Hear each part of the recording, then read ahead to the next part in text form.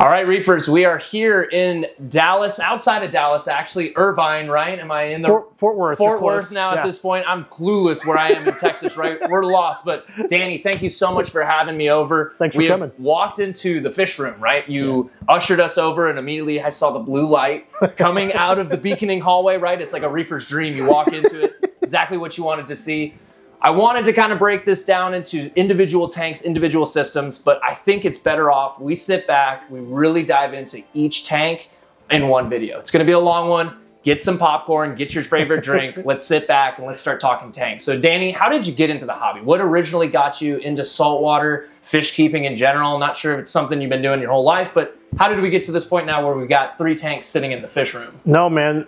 So for me, the reefing hobby started by a really good coral dealer giving me a little taste. And then I got hooked, and he made a lot of money off of me. So once the bite of the bug, right? So that was my brother-in-law. He opened a local fish store, and I had just bought a new home. He came over and he said, "Man, that spot would be perfect for a tank I got." And he gave me a 90-gallon oceanic bow front, and I didn't know anything. This is 2013.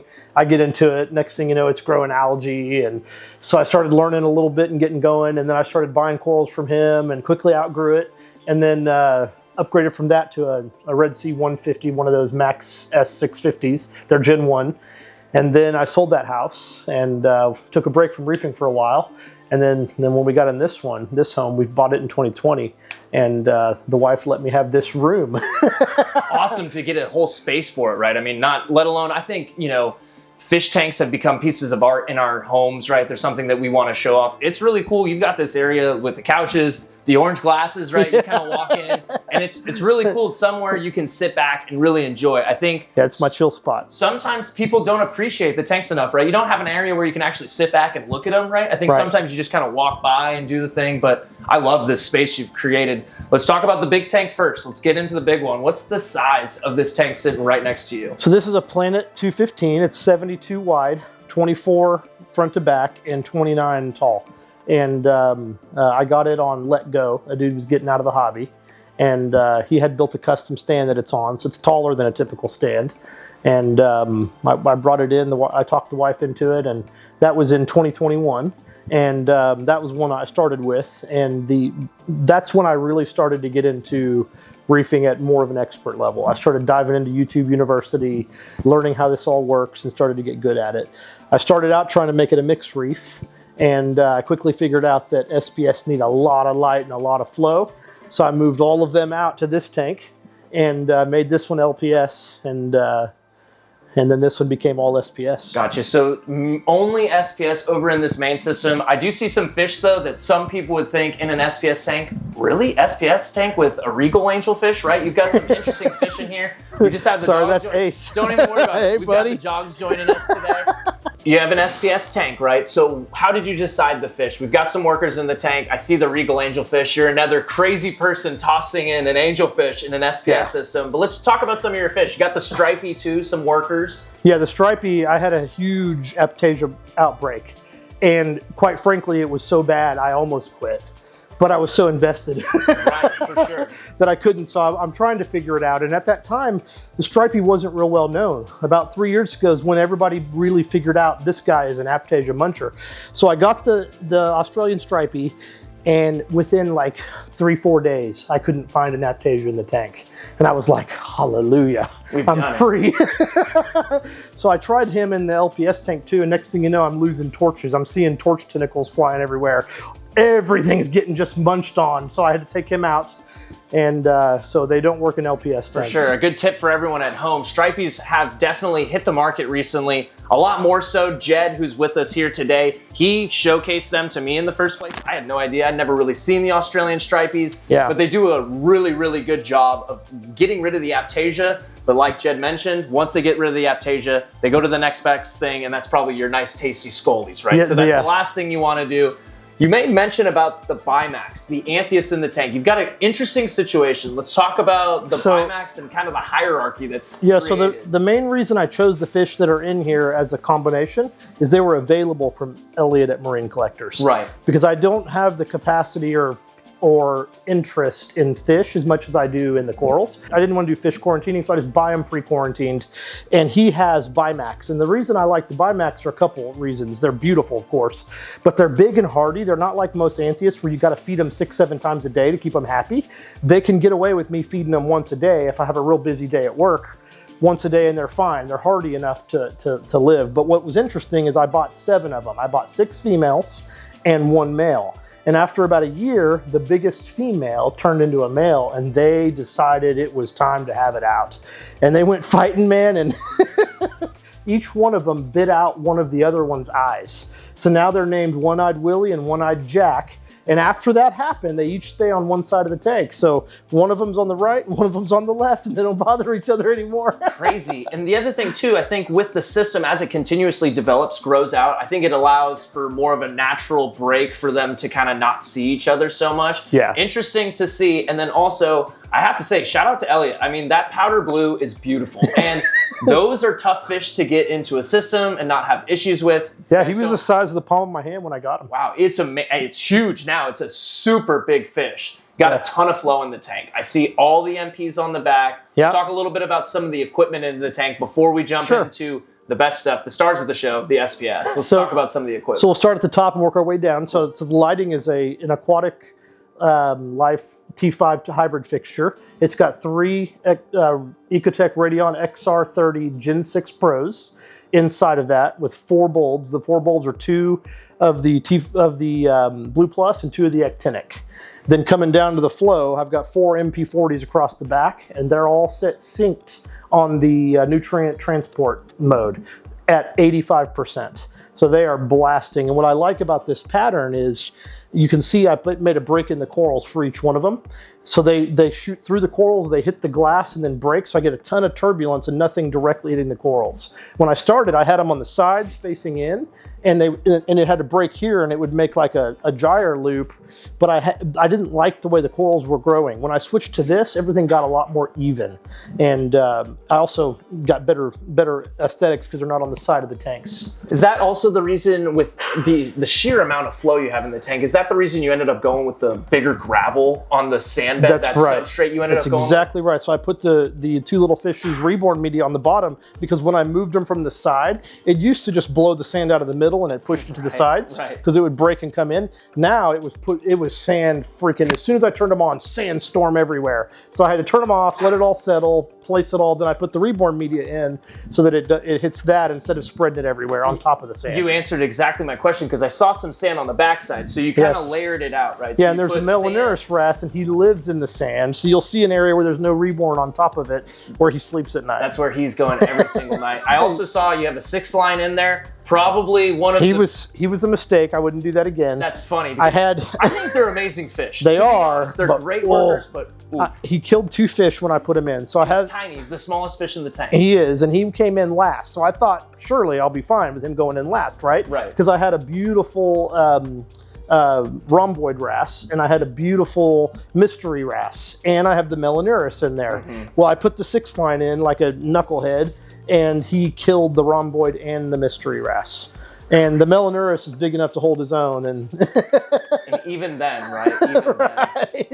The cleanup crew, I just noticed the urchins right there on the front wall. Kind of curious what you're using for cleanup crew in the tank. So those guys are about it. There's also those, I can't remember what they're called. Conchs, maybe? The conchs, that's what it is.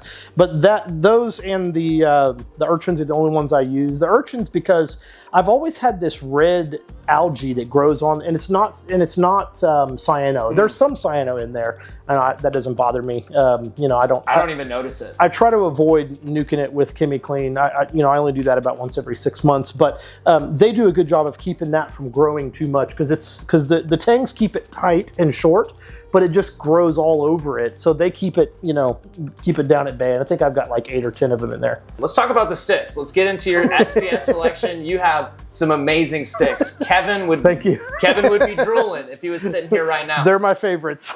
So they're your favorite coral group. Definitely. Small polyp stony corals. Let's talk about some of your favorites in the tank, just the group in general. Obviously, you have some more in the frag tank. Let's talk about what's in the system here. Man, I've kind of turned into a collector. You know, it's a bad addiction. My wife cut me off after the most recent show. I spent too much money again.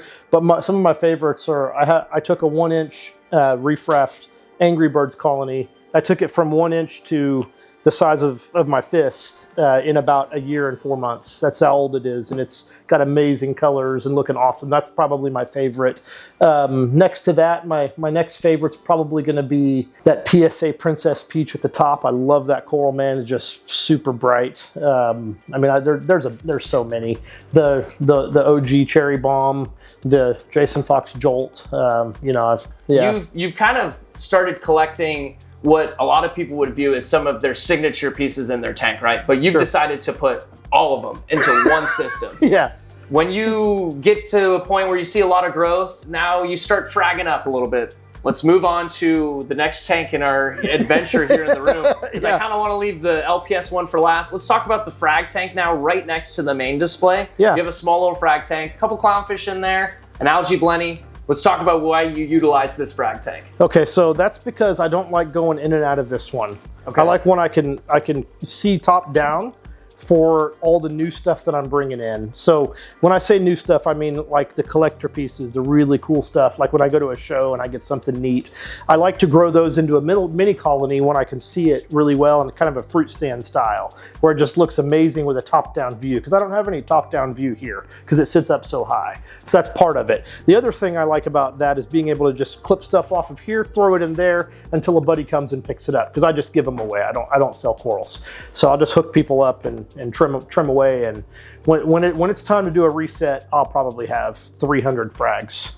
and I just give them all away at that time. And this is kind of the staging place for that. Gotcha. And then for the equipment inside the tank, I see a similar kind of setup for lighting. You've got the strip lighting and your main light. Yep. Let's talk about some of the equipment too. Sure. So that one has a Radion XR30 Gen 5 blue.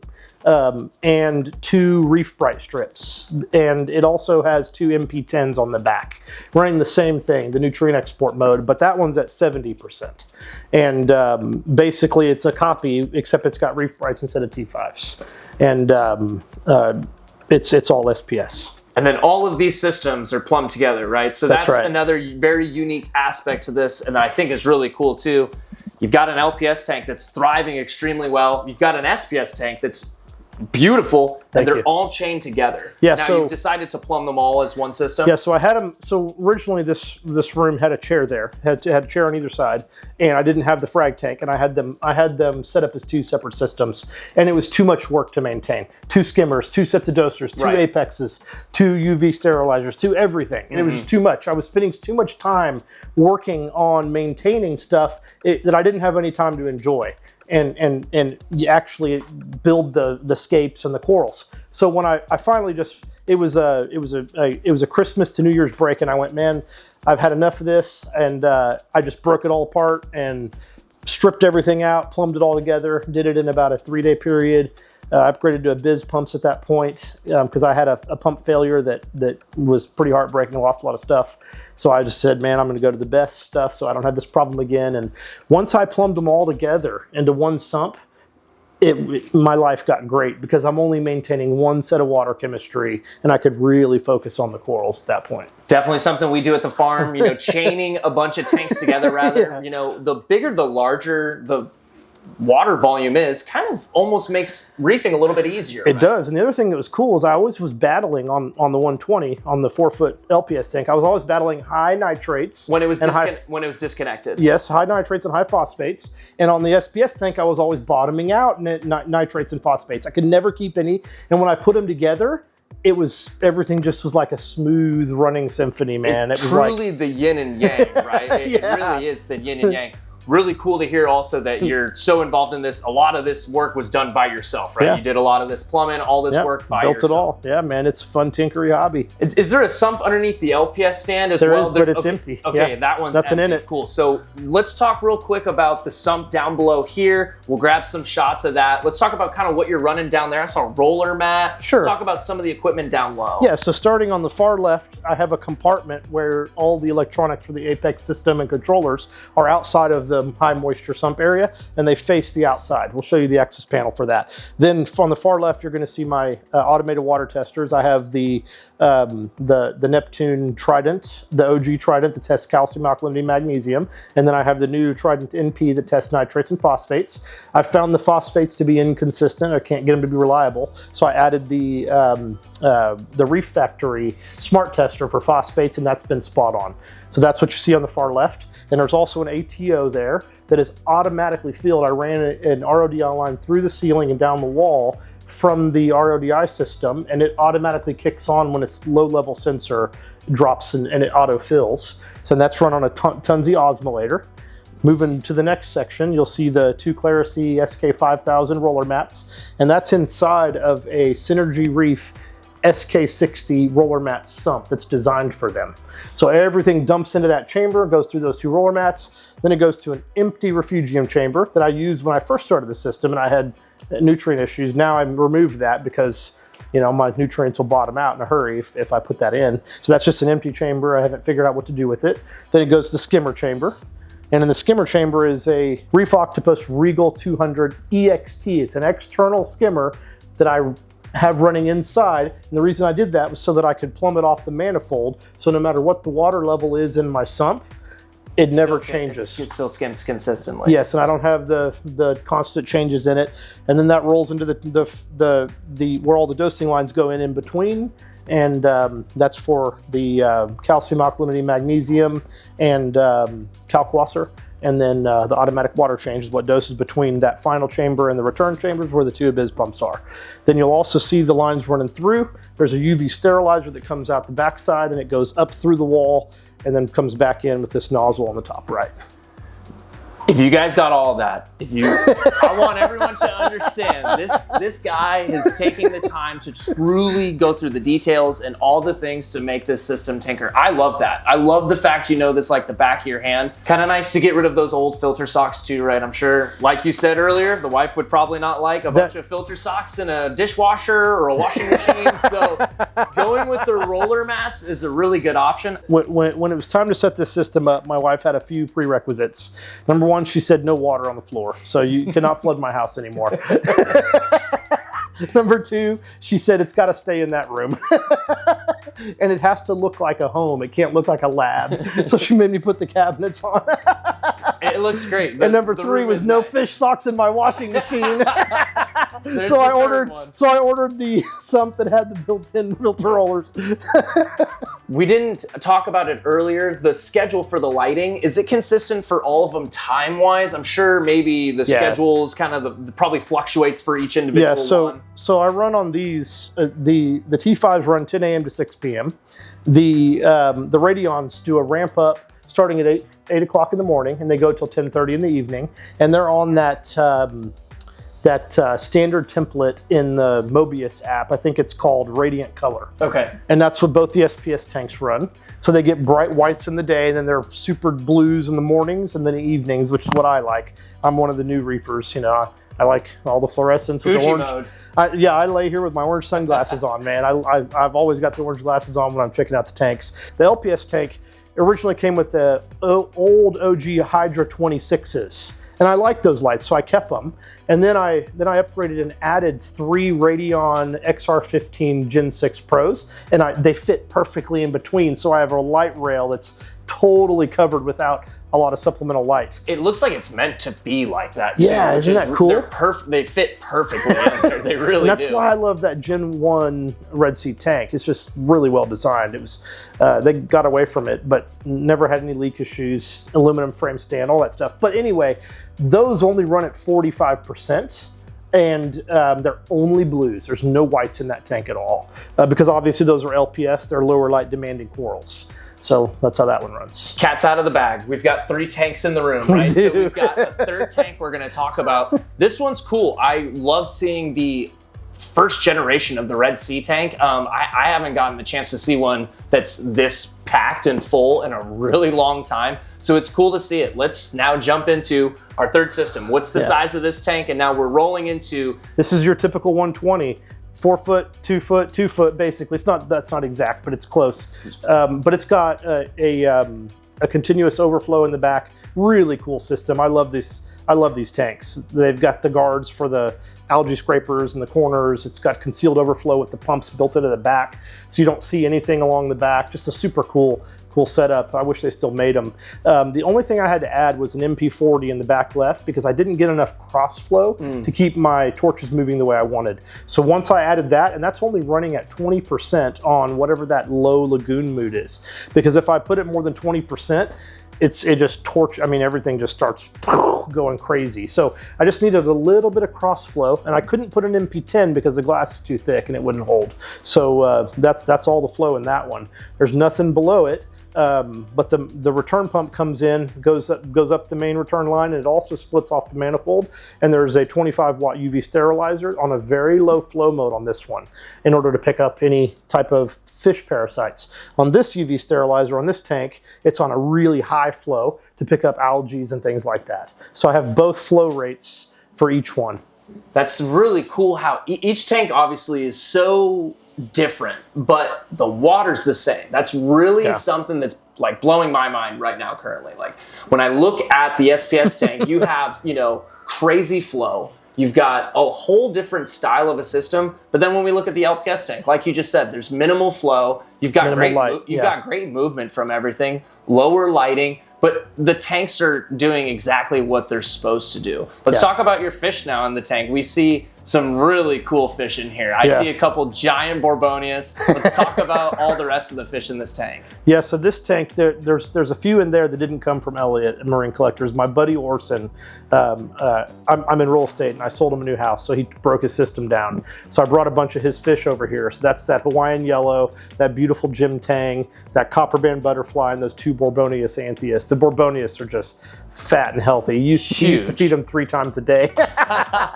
And they show, and they're just a cool looking fish, man. They just chill, and everybody in there is happy. It's those fish. There's more for looks fish in there. This one has some nice for looks fish as well, but that one's got some of the pretty fish that I like the swallowtail angel, which is carnivore that doesn't graze on corals, and it's got the royal grandma, it's got the pintail fairy wrasse, it's got the majestic fox face, all that kind of cool stuff. So the majority of the working fish, right, they're over here. Yeah. We've got some working fish in here, but a little bit more on the side or the realm of enjoying the fish, right? The kind of designer side of it. But with all the coral in the tank, there's almost no room for any algae to grow. So you're kind of at the point you don't need the cleaners in the system because of that. This tank has a lot of bubble algae, and at one point it was starting to go crazy. And like it was in every little gap you could see it. So I caught them. I used to have that magnificent fox face in this tank. So I put the trap in, caught him, moved him over, and he just cleaned it all out. I had a big Desjardins tank in there, and he got too big for the 4-foot tank. So I relocated him to a 12-foot tank, and when I did, the bubble algae started going crazy. So I put another Desjardins in, but the new Desjardins didn't touch the bubble algae. Right. So he came out, and I moved the fox face over, and he did his job. And great point made again. I think I hit on it almost every single video, but not every fish is the same, right? I mean, that Desjardins loved bubble algae. His brother hated it, right? So it's kind of hard to pinpoint. You kind of get lucky sometimes when you get those fish that like to eat, these specific algae that are kind of troublesome. Let's get into the coral. This tank is crazy. This is the crowd pleaser. For sure. And I think when people come over, they don't appreciate the SPS tank like I do. That's what's so funny about the hobby too, right? Because you're going to have people on one side of the spectrum that really appreciate the sticks. Some people on the other side of the spectrum, they appreciate more of the flow, and that's me. This is the one everybody loves. And let's be honest, the cool thing about these LPS corals is they are bright without orange sunglasses. Right. They have the fluorescence without the orange sunglasses, and you put the orange sunglasses on, it's like bing! This one, you do need the orange sunglasses to see the colors in their best looking, but that one you don't, and it just attracts everybody. I mean, it's like, wow. And so what I did, the vision behind this one was I copied a buddy of mine, Joe Tyler Reefing. He did the, you'll see him he's on Facebook, Beautiful Tanks. And he did the wall of torches across the top. There's a lot of coral in here, right? We're packed full of all kinds of different species all around each other. Coral warfare has to be an issue you play around with here in this tank. How do you deal with the warfare that goes on in here? Yeah, so sometimes I lose stuff from things stinging each other, and over time as it grows, I've had to thin it out. I had a lot more stuff in there, like, you know, you see all this cool stuff, you buy everything when it's real little. As soon as it starts growing, there's no room. And I you know, honestly, I was going to upgrade the tank, and my wife drew a line in the sand and said, enough. And she's right, it's enough. So I was going to blow this wall out behind us and put a big 12-foot tank facing the dining room. And that's when my wife's super sweet, super cool, and she got very firm. And she doesn't do that very often, so I knew, okay, the line had been drawn. Yes, she wanted to stay in this room. So that tank is as big as it's going to get. So what I do is when stuff grows, I just thin out and keep my favorites, because they do. Like I had a really nice Amazeballs Ghani that was getting bigger, and then the other Ghani started touching it, and then it closed up and died. So I learned the Amazeballs needs to be by itself. And I have some really cool Ghanies in there, man.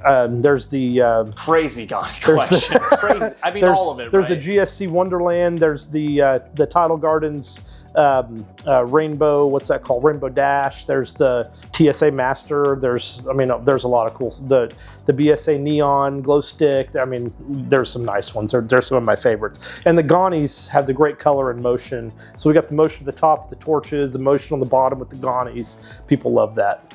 You've got a mixed reef, right? Technically, because sneaking in the middle, we've got some encrusting SPS, right? Some Monty, some those other aren't supposed to be there. I knew that was going to be the answer too, because I feel like every time when you guys leave, the chisel is going to be coming in. And I'm going to take encrusting Monties, and then it just goes again. Big mistake. Lesson learned, right? Then there's a forest fire digi that I've tried to get rid of 17 times, and it just keeps growing and it won't leave. So I said, all right, man, you are trying harder than I am. You've earned your place. It gets to stay.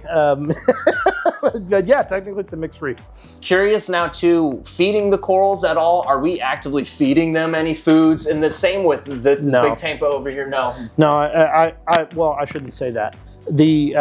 I feed nori every day, and nori's full of trace. I feed frozen mysis every day, which is full of trace. And then if the phosphates are below 0.1, I'll also add a little bit of reefroids. But I don't add the reefroids to feed the corals. I add them to maintain phosphates. Because if my phosphates get down below 0.05, they get in that 0.03, 0.04 range, the corals aren't as happy. So I try to keep them between 0.06 and 0.1. Kind of leaning on your fish, right, to be the food for the coral at that Yeah, and point. I do have a pretty heavy fish load. And I feel like a lot of these, you know, well, I say a lot of these, it's one whole tank technically within 3 of them, but all 3 of them are kind of getting close to that, you know, autopilot mode, so you're not too worried about having to feed probably. It's kind of just they're actively feeding without us even knowing that. Yeah, the fish are the food factories, and of course, the corals are photosynthetic and they feed on bacteria. So as long as it's a healthy biome, I don't think the feeding is necessary. Even the things you would think need to be fed, like that gigantic acantho in the back. The Scully garden was the other thing. I don't feed those either. I don't feed them. Yeah, I've seen lots of guys online that talk about feeding. Yeah, for sure. And I've seen guys that say, no, it's not necessary. And I agree with the guys that say it's not necessary, because I don't feed the blastos, I don't feed the favias, I don't feed the echinatas, I don't feed the blastos, I don't feed the scullies, nothing. I don't feed, other than what the tank gets broadcast. For this system, invert-wise, the cleanup crew kind of mirroring similar to what you got over in the SPS tank? Yeah, a few urchins, and I put a bunch of peppermint shrimp in there, but I haven't seen one in a long time. I think they got wiped out by the heavy interceptor. I was looking at the borbs. Maybe the borbs did it. Potentially the borbs.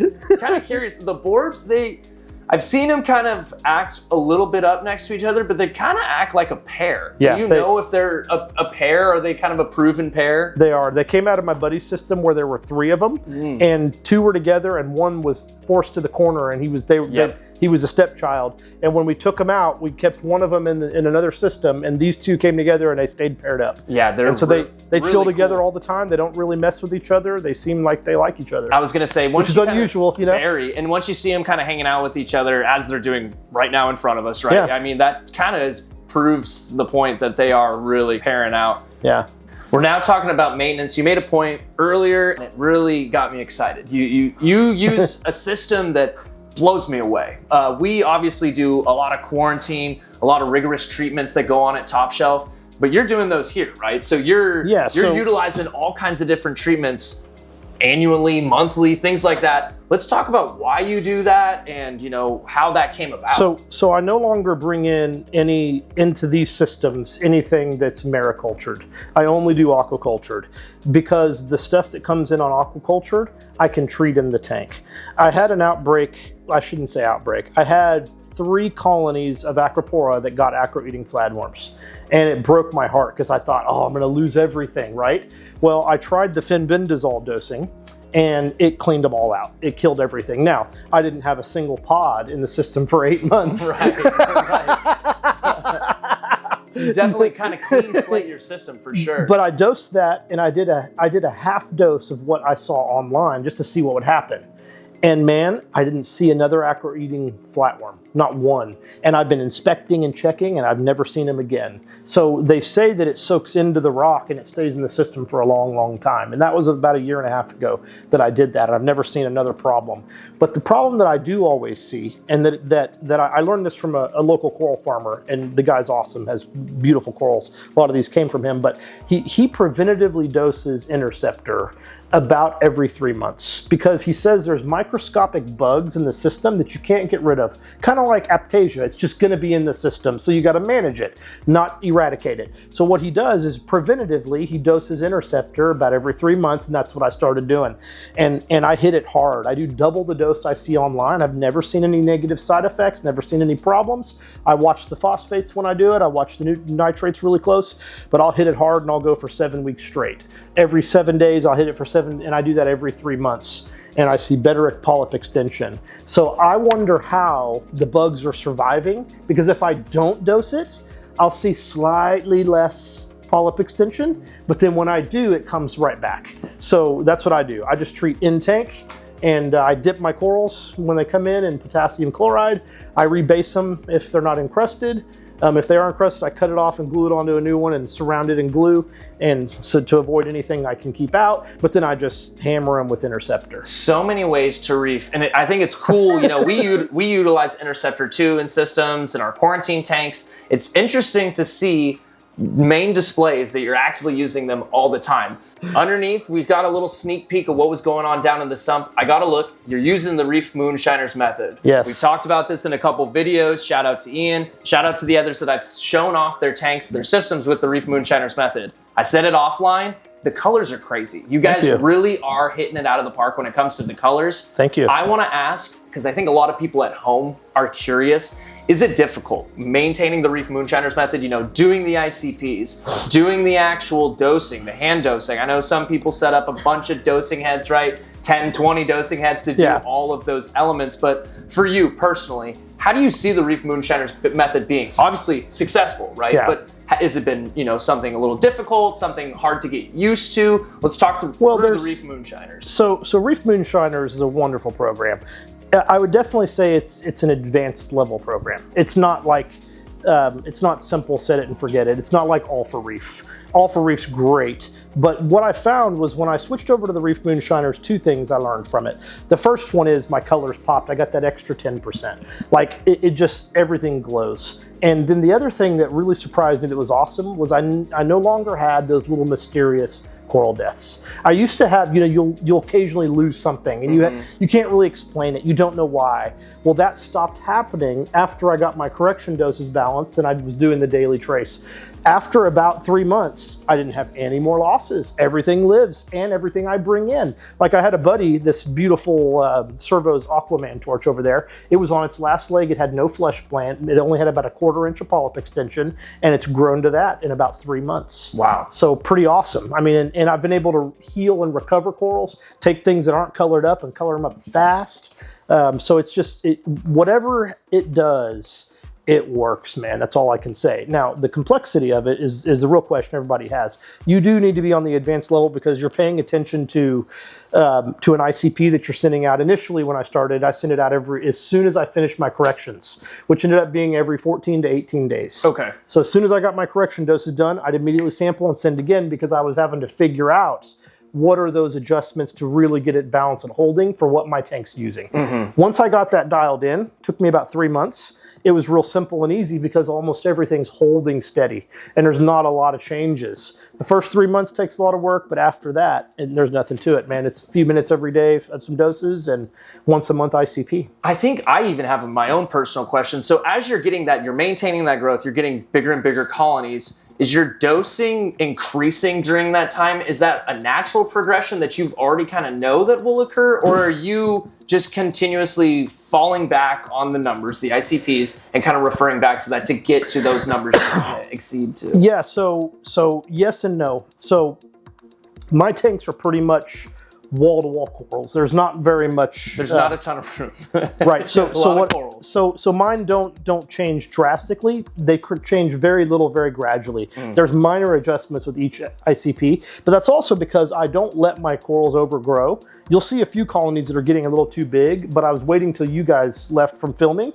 What I do is I bring in a 150-gallon trough in here. I take everything out, I trim them all up, and then I put back in smaller fist-sized colonies and spread them out again. So I don't ever let it get too thick and growing, and I keep it more bonsai. It's kind of a regeneration to an excitement, right? Joe Tusi does it every year or so where he breaks his tank down. And for me, sitting back, looking at my tank, thinking of some of my older systems, I laugh because I think of you guys that are extremely successful on this reefing side, and I'm like, please don't break down the tank. It looks so good, right? But I think that's the fun part of this hobby. Yes. The dosing of the interceptor that you're doing a lot of these things preemptively, trying to beat things before they even happen, right? Is that kind of your goal? Is you're just trying to stay ahead of the 8-ball? Yeah, so I've had pests. We all do in the hobby, right? And so I don't view pests as something that can be eradicated. I view them as something that have to be managed.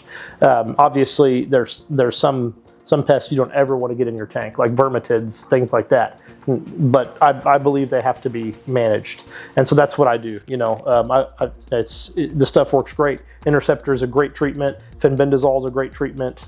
Very, very effective at knocking out things that bother our corals. Yeah, I'll be honest. Personally, myself, I love the natural way. That's kind of how I've done reefing for a really long time, but proof is always in the pudding, right? And I think it's cool to see these systems, how you've set them up and how you really have kind of dialed them into your way of reefing. And proof's in the pudding. I mean, they look fantastic, whether it be the sticks that are encrusting, growing crazy colonies, your LPS that's flowing away, looking really, truly amazing. But something I do every single time I get into one of these tank tours, I think of Reef Builders, Jake Adams. He was, kind of the cornerstone piece of the hobby for a long, long time. And I hope that I can kind of try and come in and fill any sort of shoe I can be when it comes to, providing these kind of content videos. I ask, just like he did, he would always ask for a piece of advice for a new reef keeper that's just getting rolling. You have amazing tanks.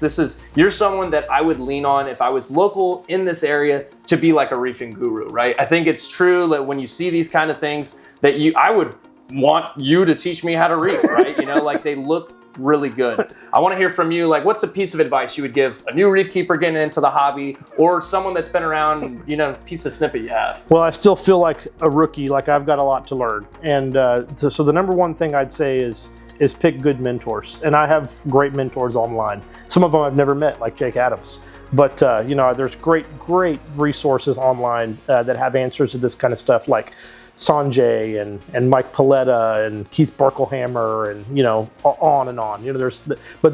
That's the first thing I'd do is beyond that, I'd say reef keeping is a very active hobby, and a lot of people see these awesome, cool corals. And I think it's important to remember that you've got to enjoy tinkering and you've got to enjoy solving challenges and problems, because it's never ending. The work's never done. And if you're that kind of person, this is a really fun hobby because you're constantly getting to mess with it, work on it, tinker with it. So if you have the mindset that I'm always going to need to be doing something, you'll be good at it. And beyond that, I'd say pick a system and stick to it. You know, I see a lot of people bouncing around and changing things. If you pick a system and stick to it and give it time, like a good 6-9 months to a year, and work through all the challenges, you'll be successful. But you have to have that long view, and you have to have that consistency. Being proactive rather than reactive, right? You know, you're making the choices, staying in tune with your system. You made a good point too there at the end, right? This is not a hobby that just overnight, right? You're not gonna get tanks like this overnight. It takes time, and you've done an amazing job really creating some beautiful systems. I can't wait for everybody to enjoy this one. I'm sure this has been definitely a little bit longer form of a video, but I've had a ton of fun, whether it be checking out the SPS tank, the frag tank, the LPS tank, the fish room in general. I want to say thank you guys so much for tuning in, hanging out all the way till the end. Danny, I want to say thank you to you for having us in your home. This has been a ton of fun. If you guys have hung out, I want to say thank you again. Be sure to like, subscribe, and hit the bell notification so you don't miss out on any future uploads.